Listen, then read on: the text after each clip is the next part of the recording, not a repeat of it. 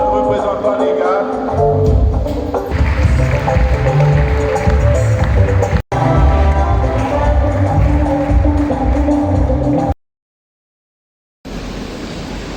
C'est le moment que nous produisons notre formation.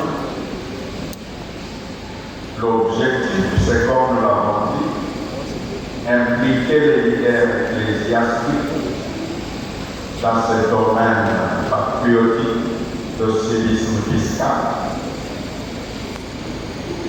L'objectif, c'est aussi avoir un réseau de mobilisateurs. Car le gouvernement de la République a besoin des enfants de l'Église, des hommes d'Église, des hommes de Dieu. C'est dans ce réseau que nous allons puiser pour dire nous mettons à votre disposition un certain nombre de mobilisateurs pour conscientiser la masse. Et nous, comme Église du Réveil du Congo, je vais nous dire à nous tous que nous sommes une force non négligeable. Nous sommes les partenaires de l'État non négligeables. À ce moment que nous cultivons nos jours, nous ne pouvons pas manquer d'avoir nos pensées vers nos compatriotes de l'Est qui souffrent à cause de cette guerre injuste, comme l'a dit un des éminents serviteurs hier, causée par les multinationales, avec ceux-là que nous voyons appeler M23 AFC et soutenus par le Rwanda, que nous ne cesserons pas de condamner.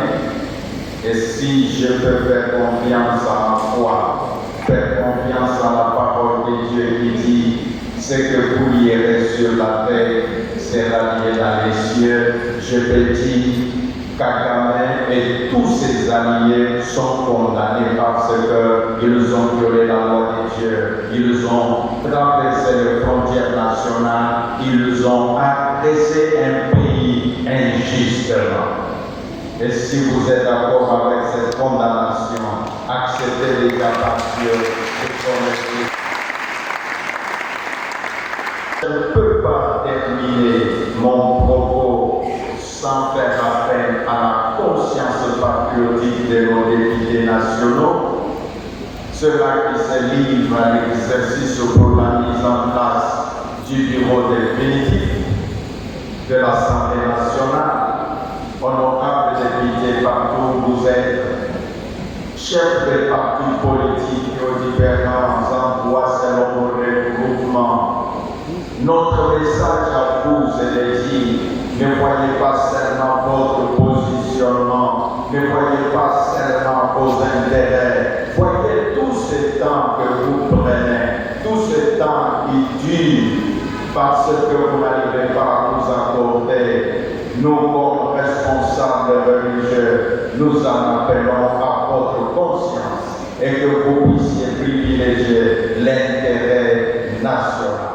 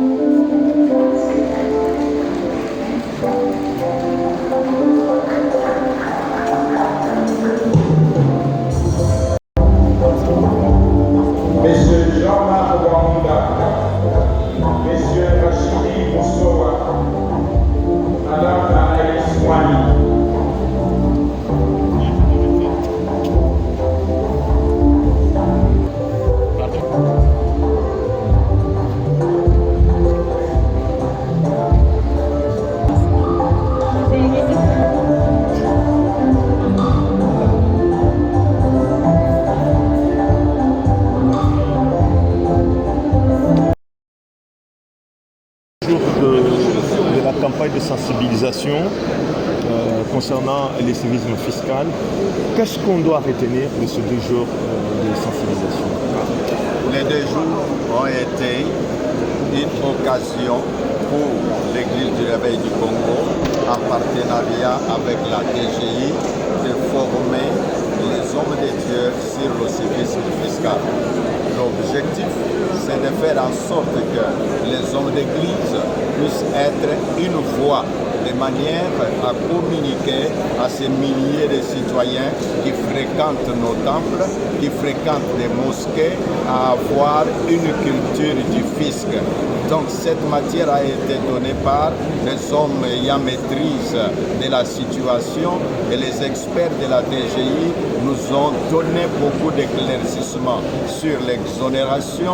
Ils nous ont montré combien de sortes d'impôts, quelle est la place du pasteur ou du leader religieux dans ce processus de faire en sorte que les contribuables augmentent et en même temps l'assiette fiscale, parce que le gouvernement de la République travaille avec les moyens que son peuple met à sa disposition au travers du paiement de plusieurs taxes. Un message à tout le peuple de Dieu qui vous suit. Qu'est-ce qu'il doit faire par rapport à cette nouvelle mentalité de paiement, la fiscalité? À tout notre peuple, aux chrétiens, ceux qui viennent dans nos assemblées, nous disons: payer l'impôt, ce n'est pas un péché, c'est obéir à la loi de l'Éternel. Nous disons: payer l'impôt, c'est être un bon citoyen qui obéit aux lois de son pays. Et donc, nous encourageons tous à continuer à obéir aux lois du pays en payant.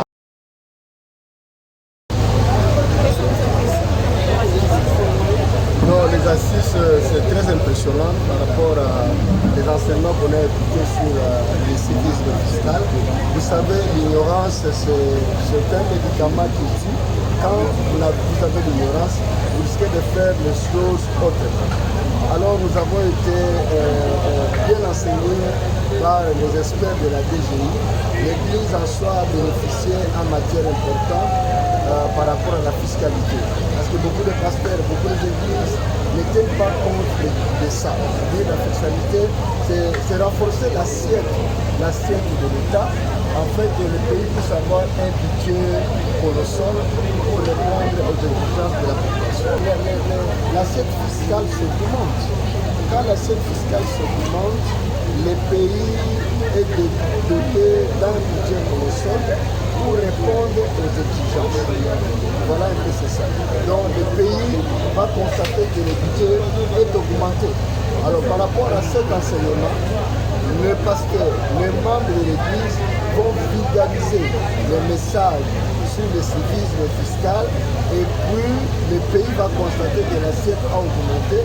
C'est ça qui va permettre au pays d'avoir un bon budget pour répondre aux exigences de la population. Parce qu'un pays qui ne se dote pas d'un bon budget, il n'y a pas moyen qu'on puisse avoir de bonnes infrastructures, il n'y a pas moyen qu'on puisse avoir de bons locaux médicaux, il n'y a pas moyen qu'on puisse avoir des choses qui correspondent aux besoins, aux exigences de la population. Voilà un peu ça. Après cette formation, il est prévu un diplôme, un brevet de participation. Et puis il y aura encore d'autres formations sur l'entrepreneuriat. L'Église du Réveil du Congo va enregistrer des enfants de Dieu et des pasteurs entrepreneurs pour leur encadrement d'abord et puis voir comment il va avoir un support important pour le financement des crédits bancaires. Voilà. Et puis il y a encore un partenariat qui doit être signé avec certains édifices financiers de la place pour finaliser avec la documentation de l'Église du Réveil.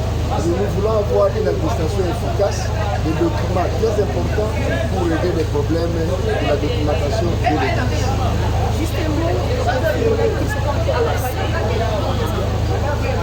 Donc, on n'a pas encore lancé cela, mais bientôt on va lancer cela, même si la documentation est